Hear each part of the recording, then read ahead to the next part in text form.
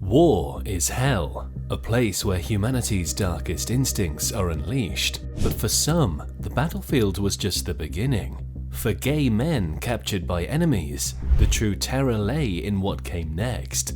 This is a story of unimaginable cruelty, but it's a story that must be told. Prepare to be shocked as we uncover the brutal realities faced by captured soldiers in battle. Stories so disturbing, they'll make you question whether humanity ever existed in those darkest moments of history. So stay tuned till the end and discover the horrors that engulfed the prisoners of war. Whether it be the Middle Ages or the era of the Napoleonic War, gay men have been captured, tortured, enslaved, or even executed. In the Napoleonic era, homosexuality was considered a crime, and the Nazi regime took multiple steps against gay men. Adolf Hitler and many other Nazi leaders condemned this culture as decadent and degenerate. Believe it or not, but tens of thousands of gay men were arrested and prosecuted under paragraph 75 of the German Criminal Code. They were caught and imprisoned, and multiple atrocities were committed on them. Yet history reveals the grim truth. Beyond forced labor, concentration camps, chemical castration, and social ostracism, these men were also subjected to brutal forms of execution. Approximately 50,000 men were convicted during this era.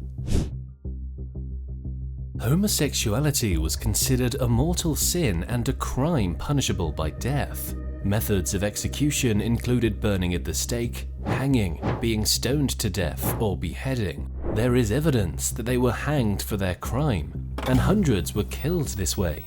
But being stoned to death is by far the harshest form of death, because the whole town gathered and threw stones at the prisoner till he bled and died in front of his family and other prisoners. This treatment targeted him psychologically and physically and harmed him in all possible ways. They were often publicly humiliated before execution, and their bodies were usually mutilated post-mortem to reinforce the societal condemnation of homosexuality. In the Nazi regime, those who were not executed were sent to concentration camps. Concentration camps are as horrible as the word itself sounds. During the Holocaust, about 5,000 to 15,000 prisoners were sent to concentration camps. Between 1933 and 1945, Nazi Germany and its allies established more than 44,000 camps and other incarceration sites, such as ghettos. The perpetrators used these locations for a wide range of purposes, and forced labor, detention, mass murder, and sexual assault were a few of them. The Nazis stuck 25 centimeters of wood up my arse, said Pierre Seal, a gay Holocaust survivor. He was the only French person to have testified openly about his experience. Many of the survivors did not open up or talk about the atrocities inflicted upon them due to fear, mental dominance of Nazis, and past severe trauma. Uncovering the truths of hundreds of enslaved prisoners was hard to discover. The types of prisoners in the camps were multiple though, and the gay men were forced to wear pink triangle uniforms that were used to identify them. Besides starvation, exposure, and verbal abuse, they were targeted more than other prisoners, and various forms of punishment and torture were inflicted upon them. They were often assigned the most grueling and demanding jobs in the camp labor system. They were usually targets of ruthless treatment by guards and even fellow inmates. Guards and other prisoners used them for violence and sexual assaults. They were physically and sexually abused for their pleasures in the context of punishment or humiliation. In some cases, they were beaten and publicly humiliated.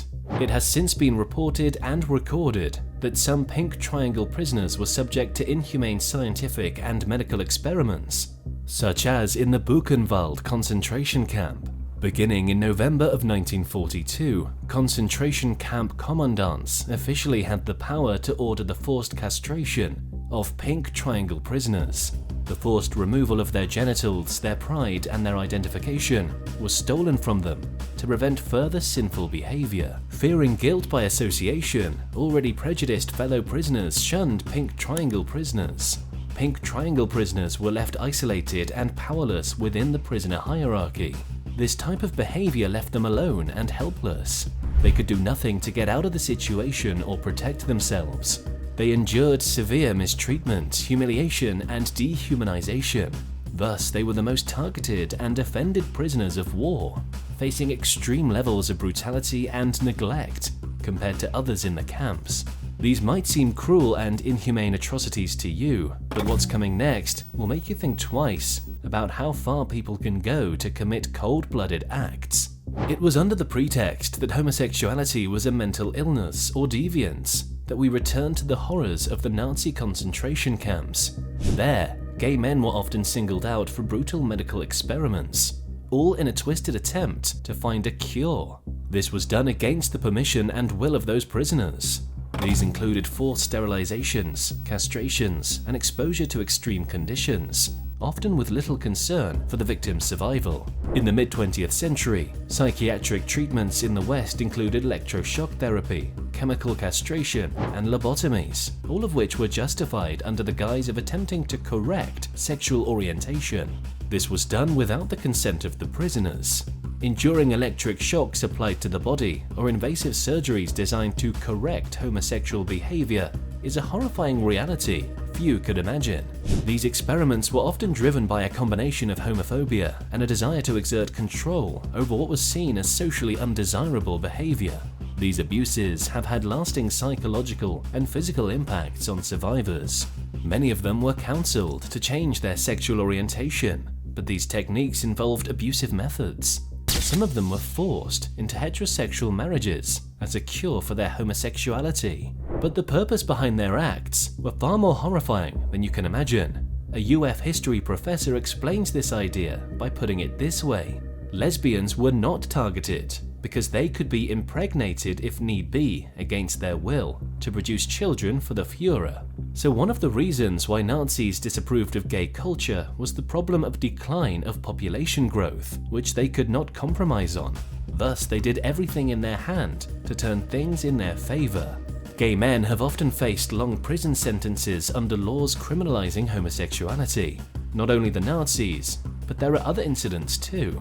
In gulags and other penal colonies, those convicted of homosexuality were subject to harsh and backbreaking labor, which they were forced to perform under harsh conditions.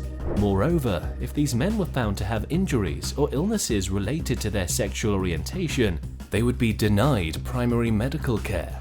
Wounds from sexual violence or torture were not looked after. Instead, they were made fun of and mocked. This was labeled as punishment for their acts, and they deserved humiliation. They would be tortured to get information out of them, sexually assaulted, physically beaten, mutilated, or mentally tortured, all of which were designed to break their spirit. Rest aside, rape and sexual violence were the most applied forms of punishment and disgrace for the prisoners. Gay men were vulnerable to sexual violence from their captors, who saw it as a way to humiliate, punish, and dominate their prisoners. These assaults were brutal and were targeted to degrade the victim. According to Tariq Nashad, a critical element of white male masculinity is the ability to readily have gay sex. Colonialism, slavery, and all that shit, all about gay sex. Trust me, I have watched thousands of videos on the topic. I know what I'm talking about. In some cases, the captured gay men were forced into sexual servitude or prostitution used by their captors to satisfy the sexual desires of soldiers or officers. History will never forget the harsh conditions captives were forced to endure. Now that you've seen how those men were treated, regarded as mere possessions devoid of thoughts or emotions, what are your thoughts on this dark chapter of history? Share your reflections in the comments below, and don't forget to explore our channel for more thought-provoking content.